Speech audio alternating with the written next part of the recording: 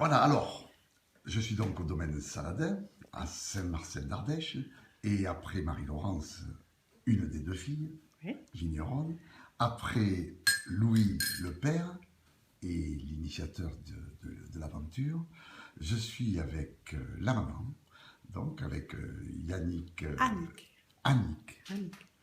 Annick Saladin. Et donc, vous avez un rôle important dans le domaine, puisque vous avez vécu cette histoire depuis longtemps. Mais d'abord, je tiens à saluer une consoeur, puisque vous êtes restauratrice également. Vous avez été restauratrice pendant 10 ans. Oui, oui, c'est vrai, c'est vrai. Oui, oui. Et c'est d'ailleurs là, dans ce petit restaurant que j'avais créé, que je servais les vins de Louis Saladin, son blanc, son rosé et son rouge, et uniquement ces vins. Et que mes clients, à chaque fois qu'ils arrivaient, me disaient « J'espère que vous avez toujours le même vin ?»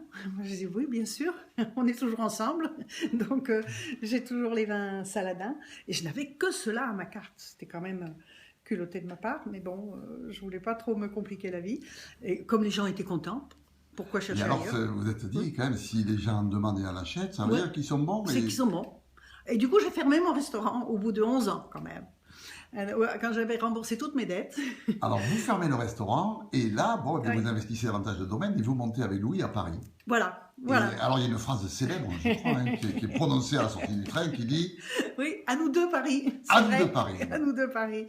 C'est vrai, en descendant du train, Louis s'en souvient mieux que moi, et ça a dû le frapper, cette phrase, et parce que j'étais tellement sûre que ce vin qui avait été tant aimé chez nous, pourquoi il ne serait pas aimé des Parisiens? Les gens ont bon goût, même à Paris, même ailleurs. Et donc, en effet, on a commencé à faire connaître dans des belles adresses. Comme j'avais vécu à Paris quelques années, je connaissais quand même les très beaux établissements. Et on a tant qu'à faire, on est allé directement chez les plus grands, chez les plus beaux. Et on a été accueillis à bras ouverts. Mais bon, on n'était pas des agents, on était des vignerons. Donc, après, on a fait des salons professionnels et des salons particuliers, et ça a démarré. Alors, vos talents à la fois de vos connaissances de la restauration, et puis vos talents aussi artistiques, puisque bon, vous avez... oui. M'avez-vous dit, Oui.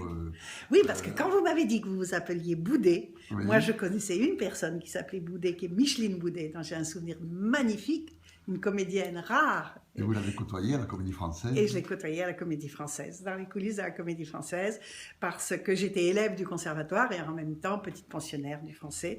À 20 ans, c'était féerique. J'ai eu une chance inouïe de pouvoir être là tous les soirs. Si on parle un peu des filles, de vos filles, il me semble qu'elles ont bien hérité à la fois du papa et de la maman. Mais oui. Mais oui, 50-50. 50-50, il y a un bon assemblage là, me semble-t-il, qui est en train de prendre. C'est une belle aventure quand même. Comment vous les suivez un peu, comment vous les percevez? Alors, elles étaient très heureuses à l'école, contrairement à moi. Moi, je n'aimais pas l'école. J'ai voulu qu'elles soient heureuses à l'école, parce que c'est quand même l'enfance, et que quand on est heureux, c'est quand même nettement mieux. Bon, donc je les ai laissées faire, je les ai très peu aidées, mais ça marchait tout seul. J'ai eu de la chance. Bon, et elles faisaient de bonnes études. On s'est dit, elles vont pas reprendre le domaine. Ça marche trop bien les études, elles vont avoir des salaires terribles et tout. Et puis, en fait, elles ont fait des stages chez des vignerons bourrés de chimie.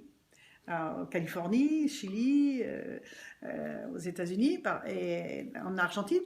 Et elles se sont dit non, on ne peut pas laisser tomber le domaine Saladin, où il n'y a aucune chimie, où on n'a jamais mis de désherbant, c'est totalement bio depuis toujours, et le produit est bon. Alors, pourquoi mettre toute cette saloperie qui nous fait mal et tout? Donc, elles ont repris avec des tout petits salaires, alors qu'elles en avaient eu des très gros aux États-Unis. Parce qu'aux États-Unis, quand on travaille bien, les jeunes, ils sont très bien payés, contrairement à la France.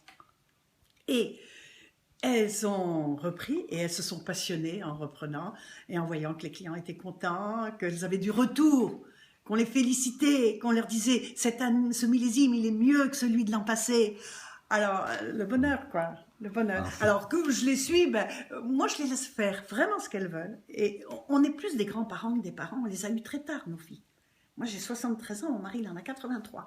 Hum. Donc, elles sont libres de faire à peu près ce qu'elles veulent, mais on est là. On est là parce que, bon, moi, je fais des papiers. Vous les assistez, vous les Voilà, aidez. voilà, tant qu'on peut aider. Le petit-fils. Le petit-fils, je m'en Adrien. occupe beaucoup, Adrien, qui aujourd'hui a été épouvantable, mais qui est charmant. C'est un gosse intelligent et drôle et gentil.